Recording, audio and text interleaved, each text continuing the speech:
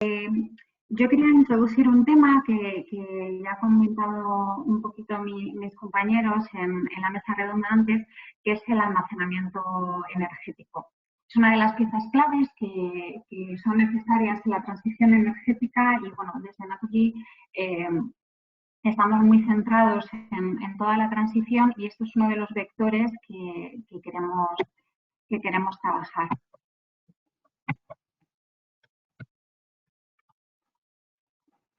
Vale.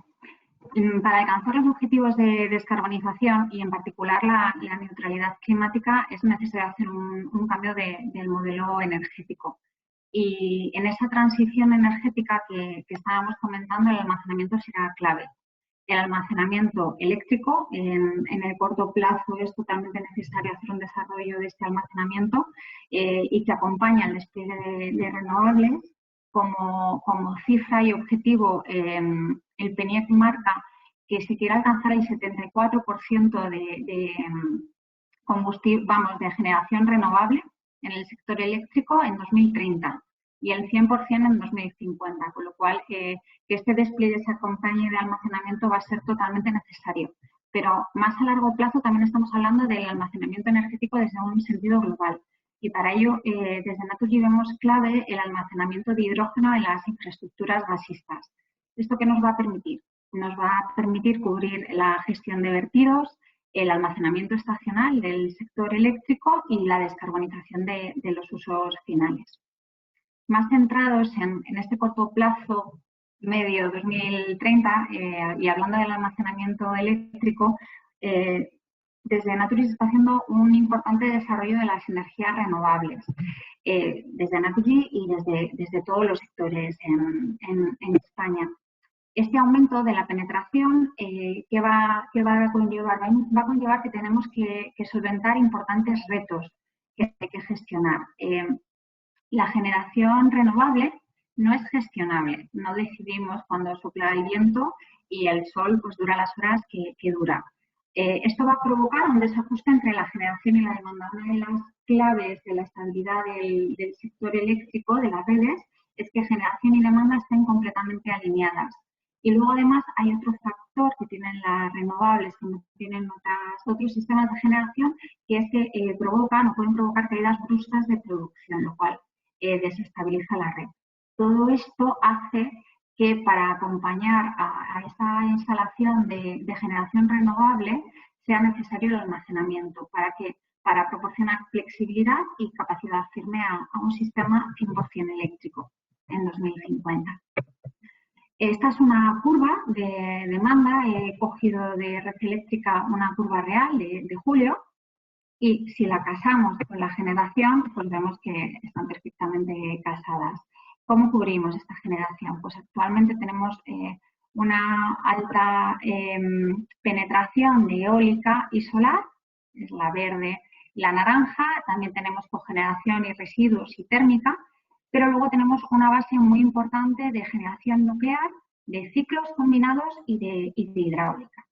Estos tres sistemas de generación son los que dan la base y que nos permiten regular y acompasar la demanda con la generación eléctrica. Si estudiamos en detalle, y me quería centrar en la curva fotovoltaica porque es la que se ve más claro cómo puede afectar la curva de generación y los hándicaps que puede tener en la gestión de la red, ¿qué vemos?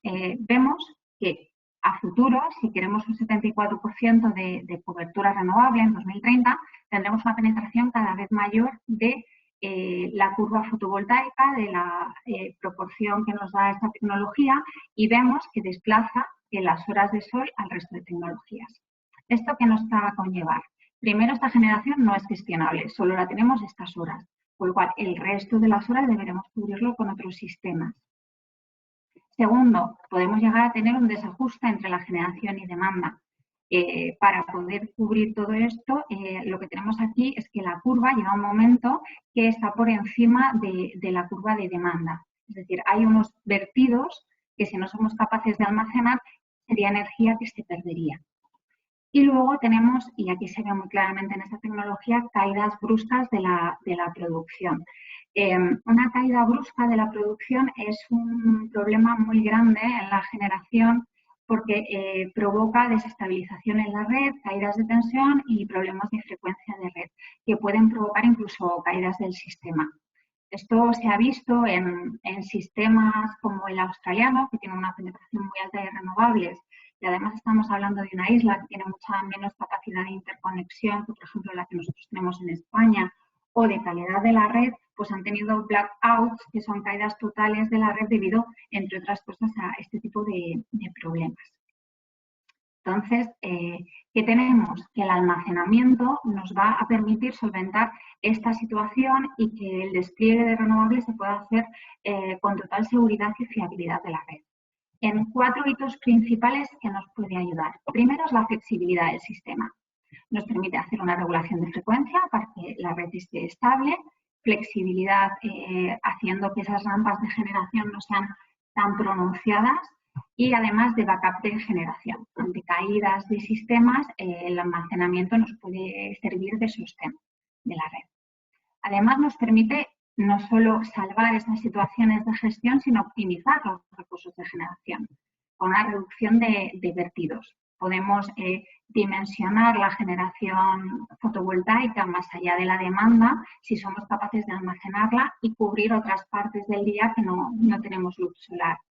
Luego nos permite tener capacidad firme, tener determinados gigavatios de almacenamiento que nos permitan mantener la demanda en caso de caída de un sistema o, por ejemplo, de reducción del viento, si estamos hablando de la eólica. Nos permite hacer arbitraje de precios. Esto es importante porque podemos almacenar en las horas que es más barata y vender en las horas que es más cara y hacer una curva más plana y optimizar la potencia. Aquí me estoy refiriendo al caso en el que el almacenamiento se hibrida con parques renovables. Esto nos permite hacer una gestión óptima y un dimensionamiento óptimo, no solo del almacenamiento, sino también del parque. Luego está el punto de vista de la red. Hasta ahora os he hablado de la generación, pero el almacenamiento también es clave para optimizar los recursos de red.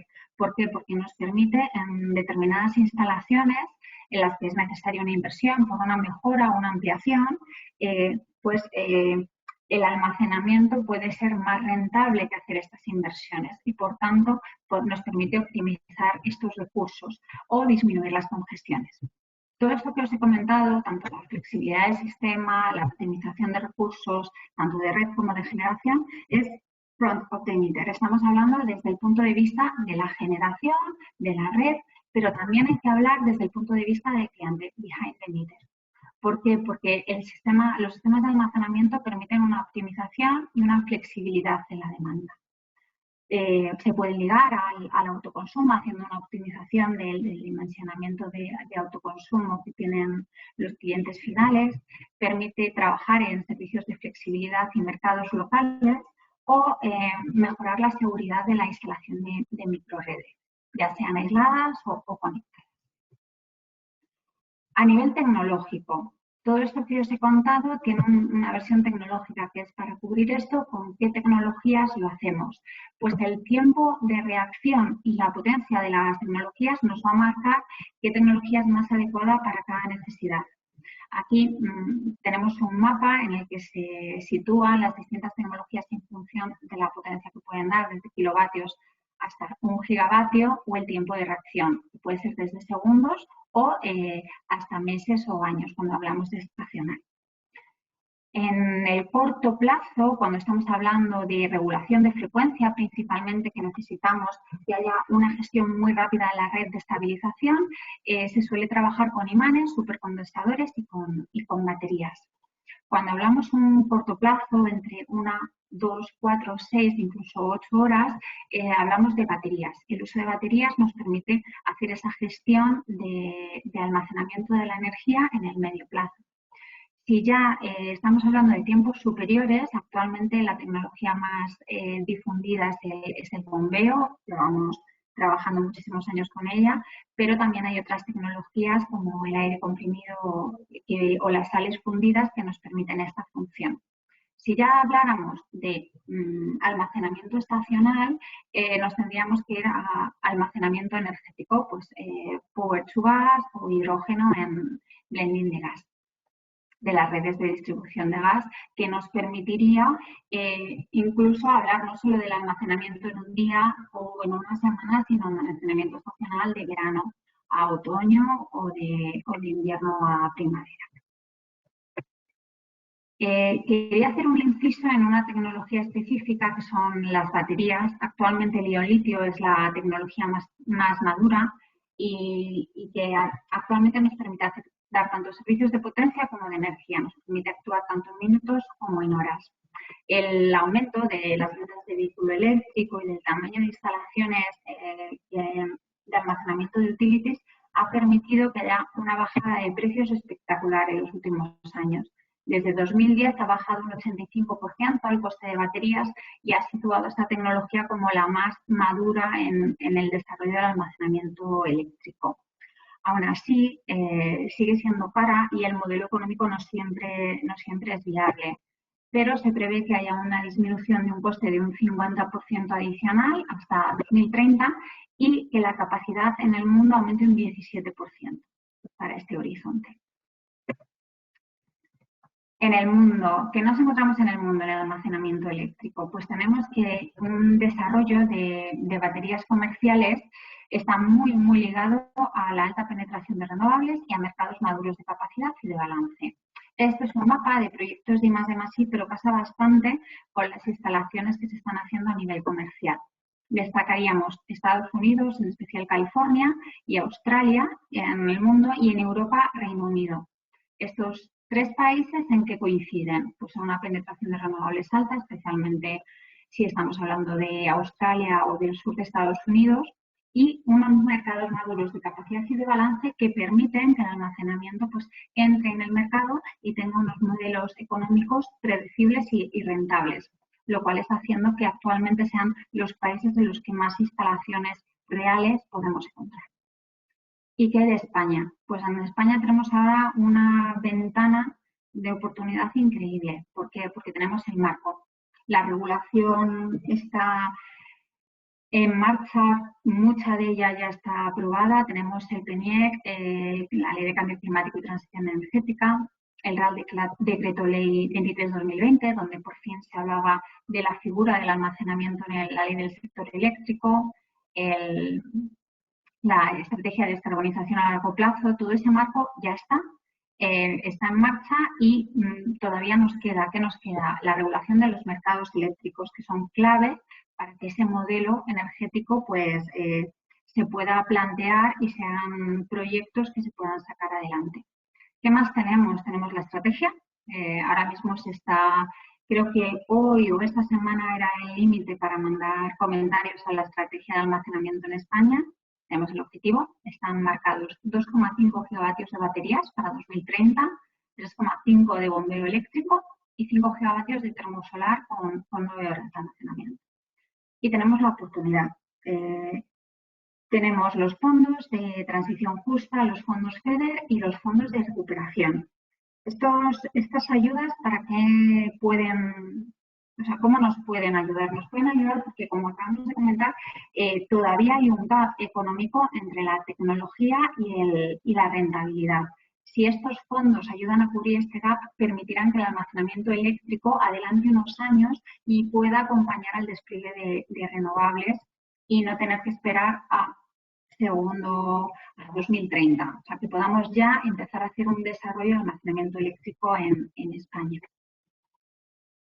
Desde el punto de vista de Naturgy, en cómo trabajamos en el almacenamiento, os quería dar dos pinceladas. Trabajamos behind y from the meter. Behind, creemos que el cliente debe ser un agente activo del sistema energético. El almacenamiento puede ser almacenamiento distribuido como un recurso de flexibilidad en virtual power plants, en mercados locales, ligado a los recursos de autoconsumo. Y además tenemos el desarrollo del vehículo eléctrico, que puede ser otro vector de almacenamiento muy importante, con el vehicle to grid, que es el vehículo eléctrico conectado a la red. Y front of the meter, que creemos que el almacenamiento es clave si queremos alcanzar los objetivos de descarbonización, si queremos hacer una implantación de renovables manteniendo la seguridad y fiabilidad de las redes, y que en los próximos años el almacenamiento será un nuevo agente de los mercados, tanto de energía como de balance, y que estará ahí para apoyar este despliegue. Desde el lado de Front of the Meter, os quería comentar dos proyectos para que veáis que esto ya es algo real, que se está instalando y que este reto está sobre la mesa. Nosotros trabajamos con proyectos de hibridación, de almacenamiento con renovables. Por ejemplo, aquí sería el caso de Australia. Como os he comentado, Australia es un mercado maduro que ya permite hacer instalaciones reales de almacenamiento eléctrico. Tenemos un parque eólico de 107 megavatios, de Retamp Stage 2, y se está instalando un almacenamiento de baterías de 10 megavatios y 2 horas, de 20 megavatios hora. Desde el punto de vista del futuro, no solo queremos trabajar en las tecnologías que ya son maduras o que se pueden instalar ahora, también queremos conocer y testar tecnologías de desarrollo en este campo. Para ello tenemos el Storlab, que es una planta experimental que tenemos en el Parque Eólico de La Vega, donde testamos tecnologías todavía precomerciales. Actualmente estamos testando baterías redox de vanadio y su hibridación y funcionamiento en un parque real. Y bueno, pues por último quería comentar que este almacenamiento es un reto, nos ayudará en la descarbonización y para alcanzar los objetivos, pero también es un reto tecnológico, no solo de la tecnología per se, sino de cómo conectamos esta tecnología con las redes, con la generación, con los consumidores. Entonces, si ahora tenemos la oportunidad de desplegar estos sistemas de almacenamiento, también tenemos el reto de conectarlos y optimizar su funcionamiento. Y muchas gracias.